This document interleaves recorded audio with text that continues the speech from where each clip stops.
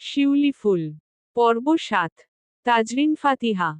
ভোরে ঘুম থেকে উঠে শিউলি প্রথমে মেয়ের গায়ের কাঁথা কাপড় ভিজেছে কিনা সেটা দেখে। আজও ব্যতিক্রম হয়নি।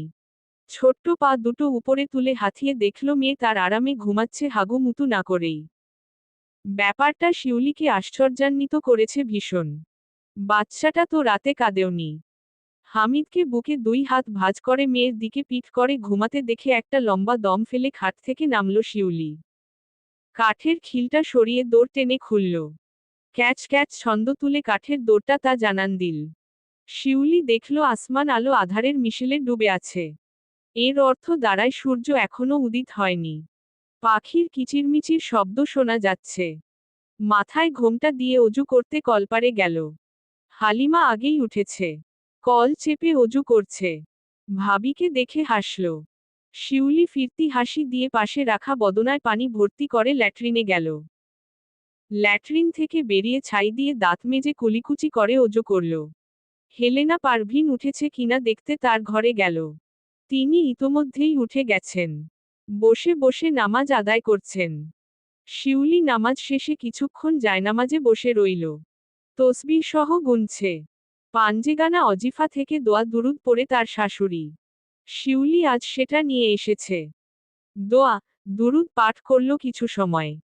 জায়নামাজ উঠিয়ে বলে চাইতেন দেখল মেয়ের একগাদা কাঁথা কাপড় জড়ো হয়েছে। সেগুলো মেয়ে ঘুম থেকে ওঠার আগে আগেই ধুতে হবে। তার মেয়েটাকে ধরার মতো কেউ তো নেই। কখন যে দীর্ঘশ্বাস বেরিয়ে এল টের পেল না শিউলি। শিউলি মেয়ের কান্নার আওয়াজ শুনতে পায়নি। সে গেছে পুকুরে কাঁথা কাপড় ধুতে। কল চেপে কাপড় ধুতে শিউলির কষ্ট হয়। কাটা পেটে টান লাগে। তাই এখন পুকুরেই ধোয়। পুকুরটা বাড়ি থেকে খানিক দূরেই। এখান থেকে কান্নার আওয়াজ শোনা যাওয়ার কথা না। হালিমাকে অবশ্য বলে এসেছিল মেয়েটা কাঁদলে তাকে ডেকে দিতে। হালিমা ইচ্ছে করেই দেয়নি। তার ভাইজান মেয়ের কান্নায় কি প্রতিক্রিয়া দেখায় সে দেখতে চায়। সব সময় মায়েরাই কেন সন্তানকে ধরবে? বাবা শুধু চুমু খাওয়ার জন্য জন্ম দিয়েছে? মা ৯-১০ মাস গর্ভে ধারণ করবে, জীবনের সঙ্গে লড়াই করে বাচ্চা জন্ম দেবে, জন্মের পরে বাচ্চার দেখভাল করবে, বাচ্চার কাঁথা কাপড় ধোবে আর বাপ ফিটফাট পেলেই দুচারটে আদর দিয়ে খালাস? এত নাইনসাফি মানা যায় না। যদিও তার ভাইজান মেয়েকে ধরেই না আজ ধরিয়ে ছাড়বে হালিমা। মেয়েকে বাপ ধরবে না তো পাশের বাড়ির কদম আলী ধরবে? হামিদা ঘর থেকে খ্যাঁকিয়ে উঠল। শিউলির সারা শব্দ না পেয়ে না চাইতেও মেয়েকে প্রকাশ্যে এই প্রথম কোলে নিল। মেয়ে কাঁদতে কাঁদতে গলা বসিয়ে ফেলেছে। বাবার কোল পেয়ে ধীরে ধীরে নিস্তেজ হতে শুরু করল। ক্ষণে ক্ষণে ফুপিয়ে উঠছে বাচ্চাটা। হামিদ মেয়ের ভেজা কাঁথা কাপড় খুলে ফেলল। এখন সম্পূর্ণ উদম বাচ্চাটা। ভেজা কাপড় সরে যেতেই হামিদা চুপ হয়ে গেল। হামিদ খেয়াল করল মেয়ের ছোট্ট পেটটা তার বুকের উপর ফোপানোর কারণে হেঁচকির মতো ওঠানামা করছে। বাবার উদম বুকে মুখ ফেলে নিশ্চিন্তে আবারও ঘুমাতে গেলে তার বোধ হয় মনে হলো খিদে পেয়েছে। আবারও চেঁচিয়ে উঠে তার স্বরে কেঁদে উঠল। হামিদ মেয়েকে কান্না থামানোর জন্য নানা কথা বলছে। কান্দিস না, কোলে নিছি না। আবার কান্দোস কেন? দোলাতে দোলাতে। মেয়েকে তবুও নিজের কান ধরে কাঁদতে দেখে হামিদ এবার অপারগ হল। রাতে তো এমন জ্বালায়নি এখন এমন করছে কেন হামিদ বুঝতে পারছে না। শিউলিকে দেখেছিল মেয়ে কাঁদলে কি বলে যেন কান্না থামিয়ে ফেলতে। হামিদও সেভাবে চেষ্টা করল কিন্তু মেয়ে কান্না থামানোর বদলে আরো চেঁচিয়ে উঠল। হামিদ না চাইতেও বিড়বিড়াল। এই পোলাহানের কান্দন থামায় কেমনে? কিছু কইলে দেহি আরো কান্দে। কই ওর মার সময় তো এমন করে না। বাপের লগে পেটের ভিতরেও যুদ্ধ করছে এহনো করতাছে। মেয়ের কান্নারত মুখের দিকে চেয়ে হামিদ অভিমানী গলায় বলে চলেছে নানা কথা। মেয়ের যে ক্ষুধা পেয়েছে হামিদ সেটা বুঝতে পারছে না। পেলেও বা তার কি করার? মেয়ের ক্ষুধা নিবারণের জিনিস তো তার কাছে নেই। হামিদের ভাবনার মাঝেই নিজের বুকের উপর কান্নারত মেয়েকে দাঁতহীন কোমল মাড়িটি বসাতে দেখে আঁতকে উঠল পিতৃদেহ। ঘুমটুম বিসর্জন দিয়ে আঁতকে উঠে ধূপধাপ খাট থেকে নেমে শিউলিকে হাঁক ছেড়ে ডাকতে লাগল। শিউলি, ওই শিউলি, কই গেলি? শিউলি সবেই সব কাপড় ধুয়ে উঠোনে পা রেখেছে। স্বামীর ডাক শুনে বোল রেখে চটপট ঘরে ছুটল। দুজনই দরজার অভিমুখে একসাথে বাড়ি খেল। মেয়েকে কোলে নিয়ে দাঁড়ানো হামিদের আতঙ্কিত চেহারা দেখে শিউলি অবাক বিস্ময় চাইল। দৃশ্যটা এত মণিমুগ্ধকর। বাপ, মেয়েকে এই প্রথম একসাথে দেখে কখন মুখ দিয়ে মাশাআল্লাহ বেরিয়ে গেছে শিউলি খেয়াল করেনি। দৃশ্যটা মন ভরে উপভোগ করার আগেই হামিদ চটজলদি মেয়েকে শিউলির কোলে হস্তান্তর করে রাগ দেখিয়ে উঠল। কই মরছিলি তুই? ওয়ে হেই কহন্তে কান্তাছে তোর হদিস পাউন যায় না। কহন্তে ডাকতাছি, ওয়ে কানে তালা দিয়া থুইছে। মা হইছে বাচ্চা কহন খায়, কহন ঘুমায় হেইডাও বুঝে না। আলগা মা হইছে সে। আলনা থেকে গামছা নিতে নিতে শিউলি মেয়েকে নিয়ে বিছানায় বসেছে ইতোমধ্যে। মায়ের চেনা গন্ধ পেতেই হামিদা মাকে খাবলে ধরল। শিউলির কেন যেন হামিদের কথা শুনে রাগ উঠল। মেয়েকে তো সেই দেখে। এই বাড়ির একটা মানুষ বাচ্চাটার দেখভাল করে? তারপরেও তার মাতৃত্ব নিয়ে লোকটা কিভাবে প্রশ্ন তুলল? আপনি এত বুঝেন, কয়দিন মাইয়ারে রাখছেন? ওর খিদা পাইছে যখন আপনি খাওয়াইলেন না কেন? খালি মুহেই কওয়া যায়, কাজের বেলায় নাই। কি কইলি? হামিদের বিস্মিত কণ্ঠ। যা হুনছেন হেডাই কইছি। শিউলি ইতোমধ্যে মেয়েকে জামার মধ্যে ঢুকিয়ে খাওয়াচ্ছে। ওড়না দিয়ে ঢেকে রাখা। মুখ হামিদের থেকে ঘুরিয়ে অন্যদিকে করে রেখেছে। হামিদ খিটমিট করে বলল, বাচ্চাটা খিদায় আমার বুক খাবলাইছে, কানতে কানতে গলা বসায় ফালাইছে তাই তোরে ডাকছি আর তুই আমার লগে গলা চড়াইতাছস? ছ্যাঁছা পড়তাছে না মেলাদিন তাই না? আমার গায়ে হাত দিয়া দেহেন। শিউলিরও পাল্টা জেদ। হামিদ এগিয়ে এসে শিউলির মুখ যেই না ধরতে যাবে অমনি ছড়ছড় করে মেয়ে প্রস্রাব করে দিল। সেসব ছিটকে হামিদের মুখে, বুকে এসে লাগল। বাচ্চাটা শুয়ে শুয়ে কাজ সেরে ফেলেছে। শিউলির কাপড় ভিজে একাকার। হামিদ হতভম্ব হয়ে দাঁড়িয়ে রইল। শিউলি প্রথমে ভ্যাবাচেকা খেয়ে হামিদের দিকে চেয়ে আতকে উঠেছিল। এই বুঝি লোকটা মেয়েকে কোল থেকে নিয়ে আছাড় দেয়। কিন্তু হামিদকে ক্যাবলার মতো চেয়ে থাকতে দেখে শিউলির এত হাসি পেল। মনে মনে বেশ হয়েছে, উচিত হয়েছে বলে হেসে কুটি কুটি হল। বাচ্চাটা মায়ের ওড়নার কোনা ধরে বাবার দিকে পিটপিটিয়ে যাচ্ছে। যেন বুঝিয়ে দিচ্ছে মায়ের সঙ্গে খারাপ আচরণ নয় বাবা, আল্লাহ আমাকে মায়ের সেনাপতি হিসেবে নিযুক্ত করেছেন। হামিদ সেই চাহনি দেখে কেন যেন রাগ দেখাতে পারল না। মাথা গরম নিয়েই হনহনিয়ে ঘর ছেড়ে বেরিয়ে গেল। বেরিয়ে যেতে যেতে শিউলির হাসির শব্দ কানে এসে বিঁধল। মেয়েকে প্রস্রাব করার জন্য বাহবা দিচ্ছে শিউলি। হামিদ একবার একা পাক শিউলির এই উপহাসের শাস্তি যদি তাকে না দেয় তার নামও হামিদ সর্দার না। হামিদ বেরিয়ে যেতেই হালিমা হাসতে হাসতে ঘরে ঢুকল। শিউলি মেয়েকে পরিষ্কার করিয়ে কাপড় পরাচ্ছিল। হালিমাকে হাসতে দেখে বলল, হাসো কেন? কি হইছে হুনবা না ভাবি? তুমি তো আছিলা না। ভাইজান হের মাইয়ার কান্দন থামে না দেইখা কি কয় জানো? কি কয়? শিউলির উৎসুক চাহনি। কয়, তোর মায় কইলে তো লগে লগে থাইমা যাস, আমার লগে তোর কি এর শত্রুতা? মায়ের নেওটা পোলাহান আমি এইলিগাই দেখতারি না। ভাইজানের কথা শেষ না হইতেই হামিদার আবার চিৎকুর দিয়া কান্দা শুরু। ভাইজানের কি অভিমান! হালিমা হাসতে হাসতে পেট চেপে ধরেছে। শিউলিরও কেন যেন হাসি পেল খুব। বুড়ো লোকটার অভিমানী চেহারাটা কল্পনা করতে চাইল। শিউলি কল্পনায় মেয়ের পাশে গাল ফুলিয়ে রাখা এক বয়স্ক বাচ্চাকে দেখল। মুখ টিপে হাসল। মেয়ের দিকে চাইতেন দেখল বাচ্চাটা মায়া মায়া দৃষ্টিতে তার দিকে চেয়ে আছে। শিউলি মেয়েকে আগলে নিয়ে গালের সঙ্গে গাল মিশিয়ে রাখল। আমার টুনটুন পাখি একখান। মায়ের ভদ্দর মাইয়া। তোর বাপরে নাকানিচুবানি খাওয়াইছস? বাচ্চাটা কি বুঝলো জানা নেই, ঠোঁট দুটো ছড়িয়ে আ এ গার্গোল করতে লাগল। হালিমা ভাতিজির গাল টিপে টপাটপ কয়েকটা চুমু বসিয়ে দিয়েছে। সোবহান ঘুম থেকে উঠে মাকে না দেখে ফুপিয়ে কেঁদে উঠল। বহু কসরত করে বিছানা থেকে নেমে ঘর থেকে বেরিয়ে রোয়াকের সামনে দাঁড়িয়ে উচ্চস্বরে কেঁদে উঠল। আম্মা, আম্মা! হালিমা ছেলের কান্না শুনে বেরিয়ে এল। মাকে দেখতে পেতেই বাচ্চাটা দৌড়ে এসে পা আঁকড়ে ধরল। হালিমা মাথায় হাত বুলিয়ে ছেলেকে কোলে তুলে নিল। কলপার খালি, হালিমা বুঝল ভাইজান গরুকে খাবার দিয়ে পুকুরে ডুব দিয়ে আসবে। ভাবি বলেছে প্রতিদিন এমনই করে। ছেলের মুখ ধুইয়ে দিয়ে হালিমা ওড়না দিয়ে মুখ মুছে দিল। শিউলি মেয়েকে হালিমার কাছে দিয়ে নাস্তা বানাতে উনুনে আগুন ধরালো। আজকের নাস্তায় থাকবে ভাত, আলু ভর্তা আর ডাল। মানুষজন বেশি। এত মানুষের রুটি শিউলি একা বেলতে পারবে না এই কাঁচা ঘা নিয়ে। তাই হালিমাই বলেছে চাল ধুয়ে ছড়িয়ে দিতে। আর চালের সঙ্গে কয়েকটা আলু দিয়ে দিতে। পেঁয়াজ, মরিচ পুড়িয়ে ভর্তা দিয়ে ভাত খেতে অমৃত লাগে। হালিমা সোবহানের গায়ের জামা খুলে পাতলা গেঞ্জি পরিয়ে দিল। ভ্যানিটি ব্যাগ থেকে স্নো বের করে ছেলের মুখে ডলল। মাথার চুল আছড়ে পরিপাটি করে দিল। হামিদাকে শিউলি খাইয়ে দাইয়ে ঘুম পাড়িয়ে রেখে গেছে।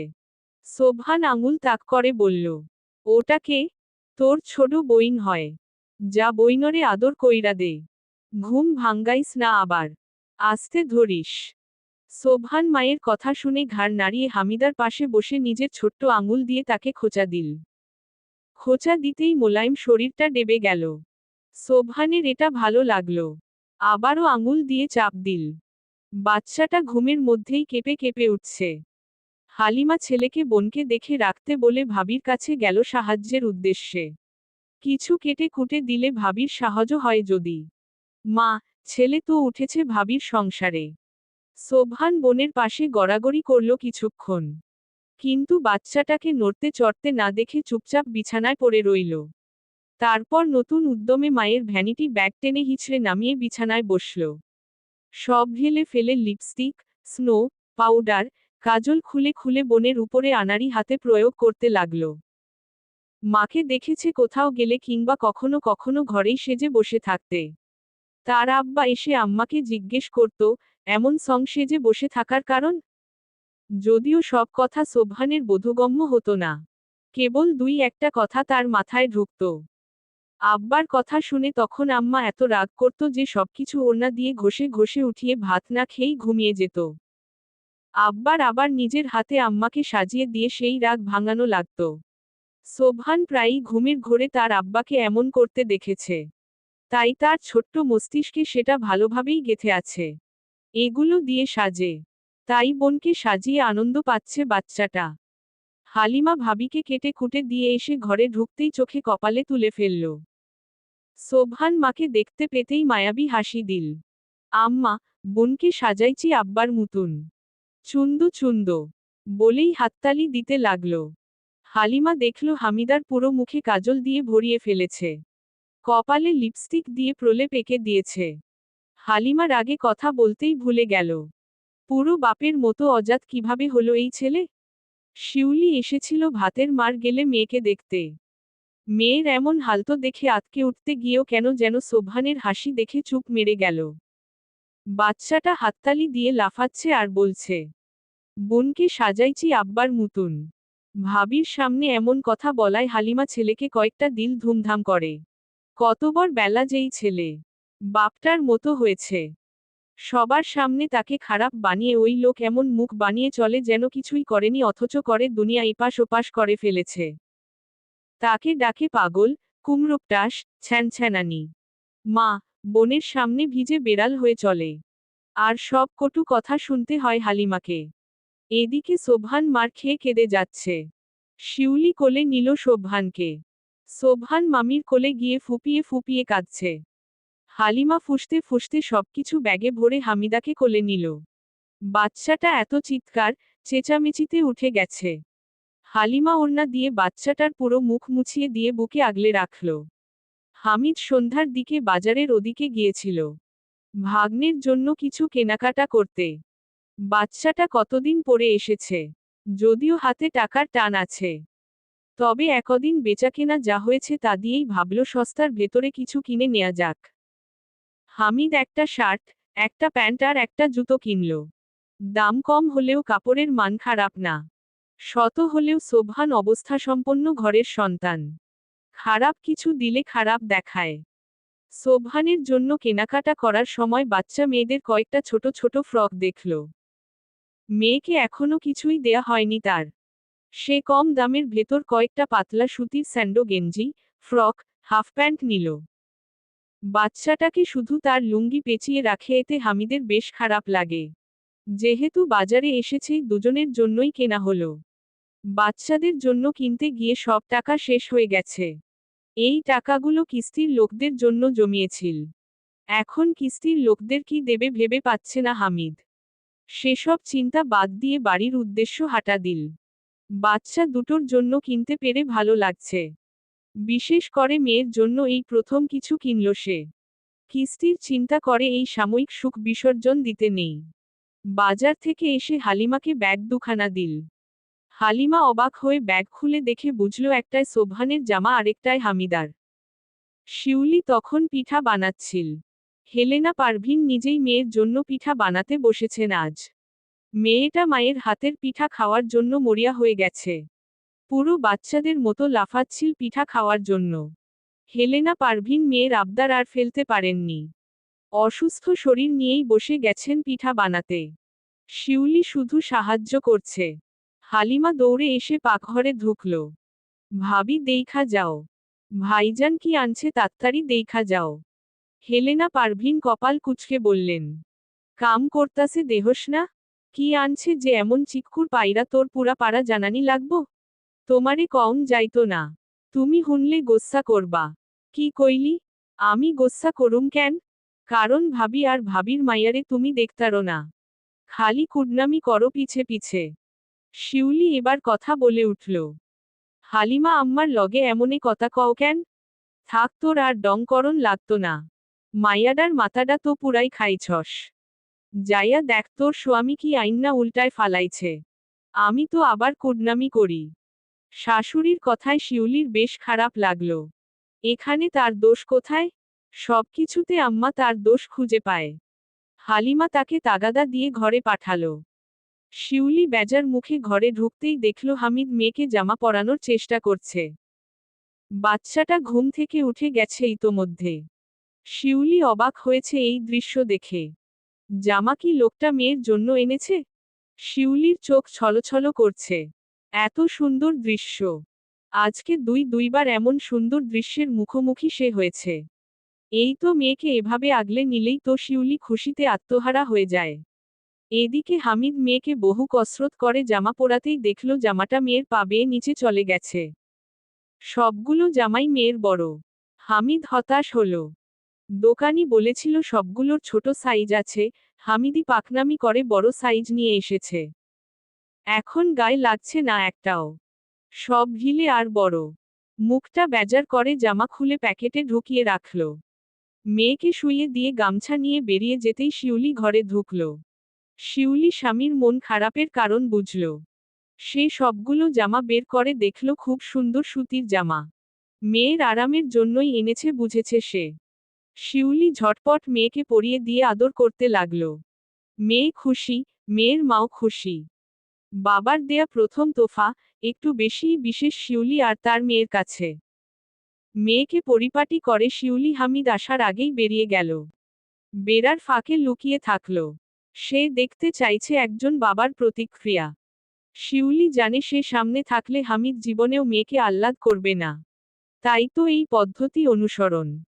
হামিদ মুখ মুছতে মুছতে ঘরে ঢুকল। খাটের উপর মেয়েকে তার কিনে আনা জামা পরে পুতুলের মতো হাত পা ছুঁড়তে দেখে হামিদের এত ভালো লাগল।